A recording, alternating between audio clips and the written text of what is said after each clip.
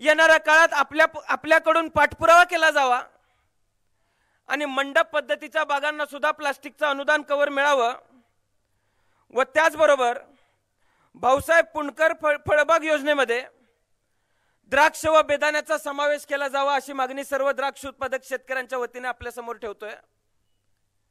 साहेब, मी आपल्याला सांगू इच्छितो, पाणी आल्यापासून योजना फिरल्यापासून ऊस उत्पादक शेतकरी सुद्धा मतदारसंघामध्ये मोठ्या प्रमाणात वाढलेला आहे।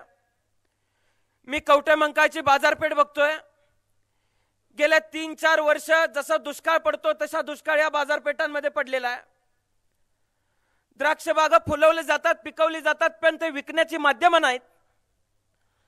आणि ऊस पिकवला तर ऊस घालवण्याची माध्यमं सुद्धा आज आमच्याकडे फार कमी उपलब्ध आहेत। आपल्या समोर महाकाली कारखाना आहे। खरं तर साहेब, हा कारखाना हा या तालुक्याची पंढरी आहे। हा कारखाना चालू झाला तर या तालुक्यातल्या गोरगरीब शेतकऱ्यांच्या खिशामध्ये 4 पैसे जातील। हा कारखाना चालू झाला तर या तालुक्यातल्या बाजारपेठा पुन्हा फुललेल्या दिसतील। हा कारखाना चालू झाला तर या तालुक्यातल्या शेतकऱ्यांच्या तोंडावरती साहेब हसू दिसेल। त्यामुळे साहेब, समस्त तासगाव कवठेमंकाळकरातल्या सर्वच ऊस उत्पादक शेतकऱ्यांच्या वतीने माझी आपल्याकडे विनंती आहे, गारहाण आहे की आमचा हा कारखाना तुम्ही चालू करून द्यावा। ही विनंती मी तुम्हाला आपल्या सर्वांच्या वतीने तुमच्याकडे करतोय। आज आबांना जाऊन 10 वर्ष झाली। खरं तर आबांनी या मतदारसंघामध्ये कशा पद्धतीने काम केलं हे आज मला नव्याने सांगण्याची आवश्यकता नाही।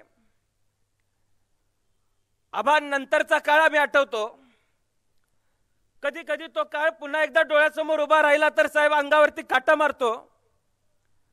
कशा पद्धतीने हे सगळं उभं राहिलं, अनेक लोकांचा विश्वास नव्हता आणि तो विश्वास व्यक्त करण्यासाठी, विश्वास संपादित करण्यासाठी आमदार सुमनताईंनी या मतदारसंघातले खेडोपाडी भेटी दिल्या, खेडोपाडी जाऊन संघटन उभं केलं।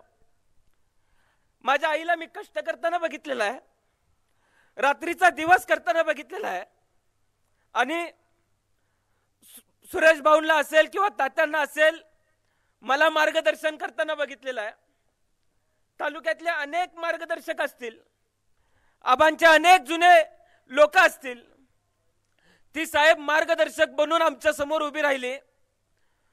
लहान मुलाला जसं बोट पकडून आपण चालायला शिकवतो तसं गेल्या 8-9 वर्षामध्ये या मतदारसंघातल्या लोकांनी मला बोट पकडून चालायला शिकवलेलं आहे। मी साहेब तुम्हाला सांगू इच्छितो, विकास कामांच्या बाबतीत देशामध्ये, राज्यामध्ये कुठलंही सरकार असू दे, आमच्या लोकांनी मागणी केली, मी तिथं निधी आणून दिला नाही असा एकही प्रसंग नाही। प्रसंगी सुमनताईंबरोबर आठवड्याला जाऊन मंत्रालयामध्ये आम्ही पाठपुरावा केला आणि जास्तीत जास्त निधी आणण्याचं काम या मतदारसंघामध्ये केलं।